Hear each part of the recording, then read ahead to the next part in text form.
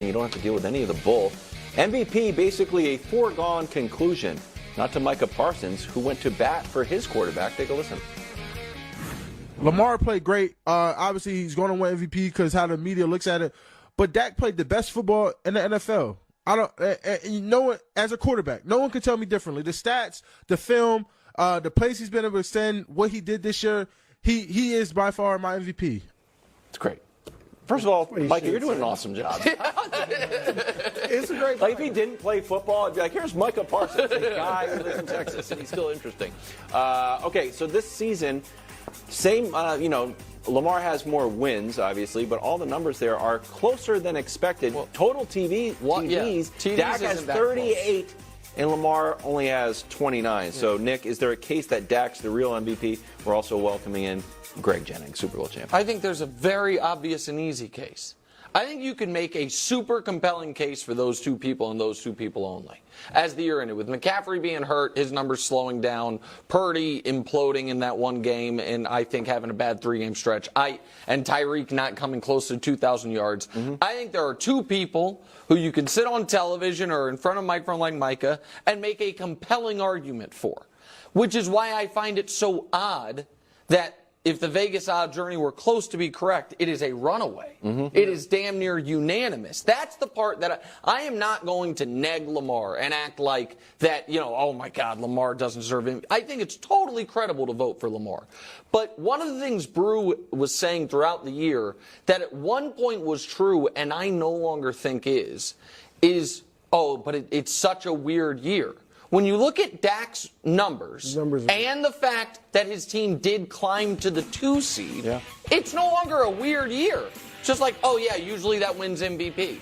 Now, Lamar is a unique case because it is a lot of eye test stuff. It is his impact on the game and the pressure he puts on defenses, which is why I'm totally fine with him winning it. But Dak should have if there's 50 first place votes, I think it's close enough to where it should be in the 20s to in the 20s, like a 28-22 vote split. And I think it's going to be closer to like 45 for Lamar, 3 for Dak, and a couple for Josh Allen. Who would you vote for? My vote would go to Lamar. Yeah. But I also oddly think that what hurt Dak was that Lamar didn't have to play in Week 18, and so we just totally threw away Dak's Week 18. Dak's Week 18, I know they're playing Washington, was wildly important. Yep. They lose that game, they didn't know the Eagles were going to lose too, but they could have fallen to the 5 seed, and he dealt and was awesome. So I just think there's a real case for it. Look, I think it should be closer. I'm with Lamar, but it should be closer than the odds are saying. Yes. I think there's too strong. I mentioned the eye test for Lamar. Obviously, had the best record, but it's just one game separating. Yes. All right, but I think two big things, Greg, for Lamar. First of all, the injuries. All right, Dak had a top 2-3 receiver on his team. All right, Lamar played he lost his top 2 running backs. It's totally legit. He lost his all-pro tight end or Pro Bowl tight end in Mark Andrews and made Isaiah Likely. Now he's a player. And, Nick, I don't know if you still agree, you said midway through the season, Kansas City's receiving core was better than Baltimore's. So he didn't have a great receiving core. I think it's good. I agree with that. Right, okay, so not a great receiving core. And so I think that's the first argument for Lamar over Dak. Secondly, and I'm big on who you do it against. Against the playoff teams, these are their numbers. Good. Lamar was better. Look at the passing yards. He's right there. Obviously, we expect Dak to be better with that. But completion percentage, TD to interception ratio, yards per attempt, and obviously passer rating. So Lamar was better against the best teams over Dak too. So I think those are the arguments why Lamar gets it. What's interesting about this is early in the season I was saying Dak is the MVP. So you guys know how I feel about Dak. He's had a tremendous season. I don't think there's a way you can make that case now simply because when they needed him to be great, those last 3 games, not the last 3 because the Washington was the last 3, but you mentioned it was a throwaway, clearly a throwaway.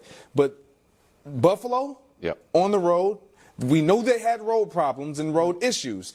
could they overcome those road issues and those woes? And he played great. He did not play great in that game, and they got blown out. And then you go to Miami. I thought he was really good in Miami. He was good in Miami, but you lose the game. Not good. And so that's almost a wash. And so in those games, and then Detroit, it's like he was great in Detroit against Detroit. They won, but it's like a question mark on that game. Like, I understand. And then if I go back to Lamar, on top of all that you said, he was in a completely new offensive system. And the thing about Lamar was, okay, can he be a throwing quarterback? Can he come from behind? He checked every box. So it's hard to say you have a case that is comparable to Lamar. When you look at the numbers, absolutely. Right. Dak had a phenomenal year, a great year. You see the numbers and the stats and the rankings. He had a great year, but it's Lamar. Sorry, this is Josh came up. A lot of the ideas that I say are just like my own concoctions. This is 100% Josh. You know how the audience knows if it's smart or not. They're like, oh, that must be that Josh guy's The Vikings pick was all you. That was Josh. I was like, I'll go with it, Josh.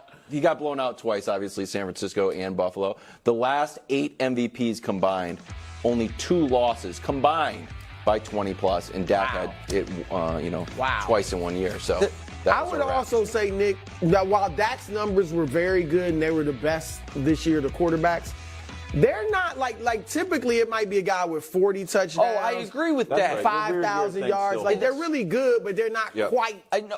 They're not runaway. They don't measure up to Lamar's first MVP, either of the Mahomes MVPs, or Rodgers' last 2 MVPs. That part I totally agree. Nobody this year threw for 5,000. Nobody threw for 40 touchdowns. Much less 50 touchdowns, which we kind of got spoiled. In 17 games, obviously. Mahomes may have left an MVP on the table then. What do you mean? This MVP was up for grabs. If he played at his normal Mahomesian level, that was an MVP he could have grabbed. That's okay. If they still had Tyreek, he'd have won MVP. Well, guys, and they might not be the defending champions. We got to stop with if they still had Tyreek. They won the Super Bowl the year they won it with Tyreek. I don't know, but I know they did win it with him. That wouldn't have been